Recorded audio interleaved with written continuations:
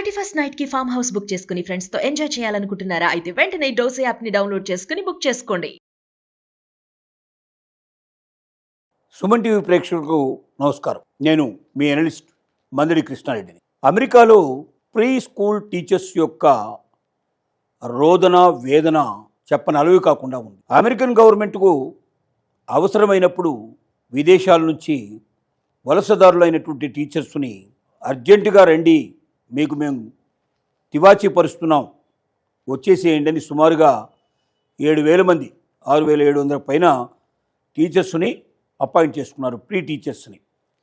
ఈ చిన్న ప్రైమరీ స్కూల్స్లో పనిచేసేటువంటి టీచర్స్ వీళ్ళంతా కూడా చిన్న చిన్న స్టూడెంట్స్కి వాళ్ళ మనసుకు అత్తుపోయేటట్టుగా వాళ్ళు బాగా నేర్చుకునేటట్టుగా వాళ్ళకి ప్రేమతో అనురాగంతో చక్కగా విశదీకరించి వాళ్ళకి చెప్తూ వాళ్ళల్లో ఒక విజ్ఞానాన్ని కలగజేయడం, విద్య మీద శ్రద్ధను చూపించేటట్టుగా ఏర్పాటు చేయడం, అలాగే ఎక్స్ట్రా కరిక్యులర్ యాక్టివిటీస్ మీద కూడా వాళ్ళ మనసు పోయేటట్టుగా చేయడం, ఇలాంటి అనేక రకాలుగా పిల్లలతో అనుబంధాన్ని పెంచుకున్నటువంటి టీచర్స్ని ఒక్క కలంపోటుతో ట్రంప్ వెంటనే మీ ఉద్యోగాలకు మీరు వీడ్కోలు పలకండి, మీరు బయటకు వచ్చేసేయండి, మీ వర్క్ పర్మిట్ని తిరిగి మేము రెన్యువల్ చేయడం లేదు.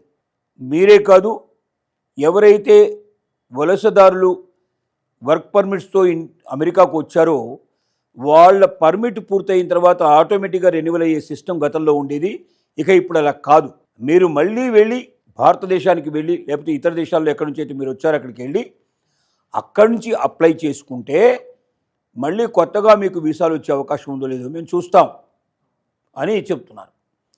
ఇప్పుడు దీనివల్ల టీచర్ల హృదయాలు గాయపడ్డాయి, ఒక అనుబంధం పెంచుకున్నారు, సంవత్సరాల తరబడి ఆ పిల్లల లోపల అభివృద్ధిని చూశారు. వాళ్ళు ఒకే టీచర్ దగ్గర, అంటే subject different subject different teachers ఉండొచ్చు, కానీ ఆ టీచర్సే కింద నుంచి పై స్థాయి దాకా వాళ్ళకు ఉండేటువంటి ప్రతి లెవెల్లో వాళ్ళతో అనుబంధం పెంచుకోవడం వల్ల వాళ్ళ మానసిక పరిస్థితి ఏమిటి, ఏ రకంగా చెబితే వాళ్ళకు విద్య బాగా వస్తుంది, ఏ రకంగా చెబితే వాళ్ళకు విద్య మీద మంచి అభిప్రాయం ఏర్పడుతుంది, విద్య పట్ల వాళ్ళకు ఆసక్తి పెరుగుతుంది అనేటువంటి పూర్తి అవగాహన కలిగిన టీచర్సు ఒక్కసారే ఆ విద్యార్థుల జీవితంలోంచి మాయమైపోతే ఆ విద్యార్థుల పరిస్థితి ఏమిటంటే అగమ్య గోచరమయ్యే పరిస్థితి ఏర్పడుతుంది.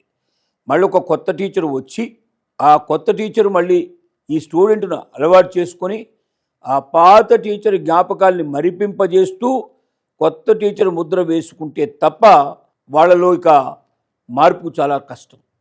చాలామంది మానసికంగా ఇబ్బంది పడే పరిస్థితి ఉంది. ఎందుకంటే చిన్నపిల్లల మనసులు చాలా సునిశ్చితంగా గాయపడతాయి, తొందరగా గాయపడతాయి. అలా గాయపడేటువంటి పరిస్థితి లోపల మరి 7,000 మంది టీచర్స్ అంటే సుమారుగా కొన్ని వేల మంది స్టూడెంట్స్ వాళ్ళ దగ్గర చదువు నేర్చుకుంటున్న వాళ్ళు, ఇప్పుడిప్పుడే చదువు మీద ఆసక్తి పెంచుకుంటున్న వాళ్ళు ఆ ప్రీ స్కూల్ టీచర్స్ను పోగొట్టుకోవడం వల్ల స్టూడెంట్స్ ఎంతో సఫర్ అవుతున్నారు. మేనేజ్మెంట్లు చాలా కష్టపడాల్సి వస్తుంది. కొత్త టీచర్స్ను మళ్ళీ అపాయింట్ చేసుకోవడం, వాళ్ళకి సరి అయిన ట్రైనింగ్ ఇవ్వడం, మళ్ళీ తిరిగి పిల్లల దగ్గర వాళ్ళకి చేర్చడం, ఆ పిల్లలతో మళ్ళీ అనుబంధాన్ని పెంచడం, పాత టీచరు మర్చిపోయే విధంగా తయారు చేయడం అనేది అంత సులభమైన విషయం కాదని వాళ్ళకి తెలుసు. దీనికి ఎంత సమయం పడుతుందో తెలియదు, ఈ లోపుగా ఎంతమంది పిల్లలు బాధపడతారో తెలియదు, ఎంతమంది పిల్లలు పర్వట్ అయిపోతారో తెలియదు, ఎంతమంది మానసికంగా వేదన అనుభవిస్తారో తెలియదు. అదే సందర్భంగా టీచర్స్ కూడా దాన్ని నమ్ముకొని ఆ ఉద్యోగాన్ని వాళ్ళు ఏ దేశం నుంచో ఒక దేశం నుంచి అక్కడికి వచ్చారు. ఎక్కువ మంది మనకు ఇండియా నుంచి వెళ్ళిన వాళ్ళు ఎక్కువ మంది ఉన్నారు. వీళ్ళందరూ మాకు పర్మనెంట్ ఉద్యోగం దొరికింది, చిన్నపిల్లలకు సంబంధించినటువంటి టీచర్స్ ఇక్కడ లేరు కాబట్టి మనమే ఇక ఎప్పటికైనా దీన్ని నడిపించవచ్చు, మనకు ఈ ఉద్యోగం పర్మనెంట్గా ఉంటుంది అని భావంతో వాళ్ళు అక్కడ మరి ఆస్తులు ఏర్పాటు చేసుకోవడం కానీ, లేక అభిమానాన్ని పెంచుకోవడం కానీ, లేక అమెరికాలో స్థిరంగా ఉంటామన్న భావనతో వాళ్ళకు సంబంధించిన మొత్తం నిర్ణయాలు ఇప్పటిదాకా తీసుకున్నారు. కానీ ఒక్కసారిగా అమెరికాలో మన ఉద్యోగం ఇక లేదు, భవిష్యత్తులో వచ్చే అవకాశం కూడా లేదు అని వాళ్ళకి స్పష్టంగా తెలిసిపోయిన తర్వాత 7,000 మంది ప్రీ స్కూల్ టీచర్సు మదన పడుతున్నారు, బాధపడుతున్నారు, భవిష్యత్తు ఏమిటో తెలియక అగమ్యగోచరంగా ఉంటున్నారు. మళ్ళీ ఇండియాకు వెళితే లేకపోతే ఇతర దేశాల్లో వాళ్ళ స్వస్థలానికి వెళితే అక్కడ ఉద్యోగం దొరుకుతుందో తెలియదు, ఉద్యోగం దొరికినా అది ఇంత సంపాదన వచ్చే అవకాశం లేదు. కాబట్టి జీవితం మొత్తం మారిపోతుంది, కుటుంబ వ్యవస్థే మారిపోతుంది, తమ జీవన గమ్యమే మారిపోతుంది అనేట్టు భయంతో భ్రాంతితో వాళ్ళు మానసికంగా వెదజల్లుతున్నారు. చాలామంది వాళ్ళు తట్టబుట్ట సర్దుకొని వాళ్ళ దేశానికి ప్రయాణం కూడా అవుతున్నారు. ట్రంప్ తీసుకునే నిర్ణయాలు చాలా ఘోరంగా ఉన్నాయి. నిజమే కావచ్చు, ట్రంప్ అమెరికాలో ఉన్నట్టు వాళ్ళకు ఉద్యోగాలు ఇప్పించాలనే కోరిక ఉండి ఉండొచ్చు. ఆ నిర్ణయం వల్ల తన ఎన్నికల్లో ఏదైతే ప్రామిస్ చేశాడో అది నిలబెట్టుకోవాలనే భావన కూడా ఉండొచ్చు. కానీ ఒక ప్రీ స్కూల్ టీచర్ యొక్క ట్రైనింగ్ లేకుండా ప్రీ స్కూల్లో వర్క్ చేసే అవకాశం లేదు. ఎంతమంది అమెరికన్స్ ప్రీ స్కూల్ టీచరింగ్ వాళ్ళకి ట్రైనింగ్ ఉంది అని చూస్తే చాలా తక్కువ. వాళ్ళ కొరత విపరీతంగా ఉంది.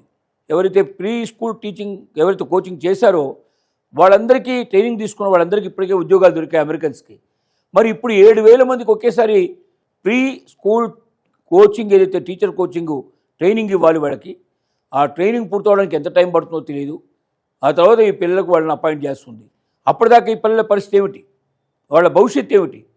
ఇలా ఒకేసారి ఏకపక్ష నిర్ణయాలు తీసుకొని వెంటనే ఉత్తర్వులు ఇవ్వడం వల్ల ఎంతమంది సఫర్ అవుతున్నారో బయట వాళ్ళు కాదు, అమెరికన్ సఫర్ అవుతున్నారు. అమెరికన్ పసిపిల్లలు సఫర్ అవుతున్నారు. ఇంకా సరైన ప్రాయం రానట్టు పిల్లల మీద ఇలాంటి ఎఫెక్ట్స్ పడతాయనే ఆలోచన ట్రంప్ చేయాల్సిన అవసరం ఉంది. భవిష్యత్తులో ఇలాంటి నిర్ణయాన్ని తీసుకుంటానికి 1-2 సార్లు ఆలోచించి తొందరపడి కాకుండా అక్కడ సబ్స్టిట్యూట్ అయిన తర్వాత ట్రైనింగ్ పూర్తయిపోయి 7,000 మంది ఉద్యోగ టీచర్స్ అక్కడ దొరుకుతున్నారని నిర్ణయం తెలిసిన తర్వాత అప్పుడే వీళ్ళకి ఆ పరిస్థితి కల్పిస్తే, లేదా 1 సంవత్సరం ముందు 6 నెలల ముందు వాళ్ళకి టీచర్ ట్రైనింగ్ ఇచ్చేటప్పుడే వీళ్ళకి తెలియజేస్తే వీళ్ళు కూడా భవిష్యత్తులో ఏం చేసుకోవచ్చు అని ఆలోచించుకోవడం వీళ్ళకు టైం దొరికేది. కానీ సడన్గా నిర్ణయం తీసుకోవడం వల్ల అటు స్టూడెంట్స్ ఎఫెక్ట్ అవుతున్నారు, ఇటు టీచర్స్ ఎఫెక్ట్ అవుతున్నారు. ఇంతమందిని గాయపరిచేటువంటి ట్రంప్ నిర్ణయాలు సహేతుకం కావు. 1కి మరి 2 సార్లు ఆలోచించాల్సిన అవసరం ఉందని అనిపిస్తుంది అనేది చెప్పాల్సిన విషయం.